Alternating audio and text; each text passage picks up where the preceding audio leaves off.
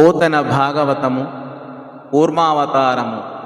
ఈ రీతిన్ జతురాననాది నుతుడై ఏ పారజీమూత గంభీరం బైన రమంబునం బలికి సంప్రీతాత్ముడై ఈశ్వరుండా రోమాంచిత కాయులన్ నవ విముక్తాపాయులన్ వ్రేయులం ప్రారబ్ధోగ్ర మహార్ణవోన్మధన వాంఛానల్పులన్ వేల్పులన్. అలా బ్రహ్మదేవ ప్రముఖులు ప్రార్థించగా భగవంతుడు సంతోషించాడు. దేవతల దేహాలు నిలువెల్లా పులకించాయి. అప్పుడే తమ కష్టాల నుండి గట్టెక్కినట్టు తలచారు. భయంకరమైన ప్రారబ్ధమనే సముద్రాన్ని మదించడానికి ఉత్సాహపడ్డారు.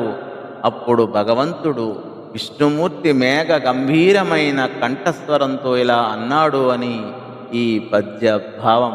ఓ నలువయో సురేశ్వరయో నిటల తటాక్షయో సురోత్తములారా, దానవులతోడ నిప్పుడు మానుగబో రామిగలిమి మనుటే యొప్పున్.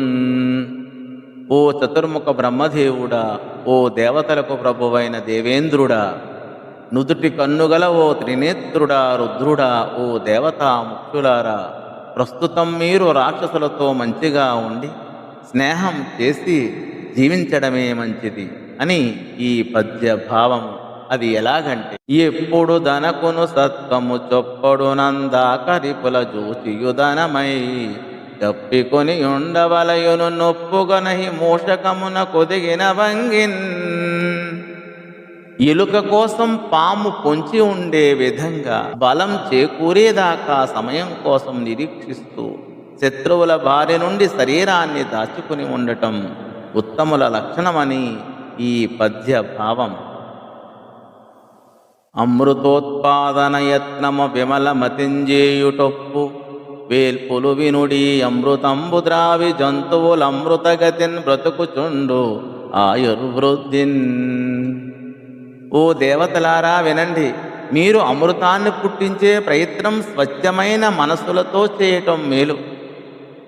అమృతాన్ని త్రాగిన వారికి ఆయుస్సు పెరుగుతుంది, మరణం లేని మనుగడ లభిస్తుంది అని ఈ పద్య భావం. పాలమున్నీటి లోపల సర్వతృణలతో పదములు తెప్పించి చాలవైచి మందరా శైలంబు మంధానముగ చేసి తనరవాసికి దరిత్రాడు చేసి నా సహాయము చేత నరినందరను మీరు కరువుడు వేగ మదంద్రులగుచు ఫలము మీదయ్య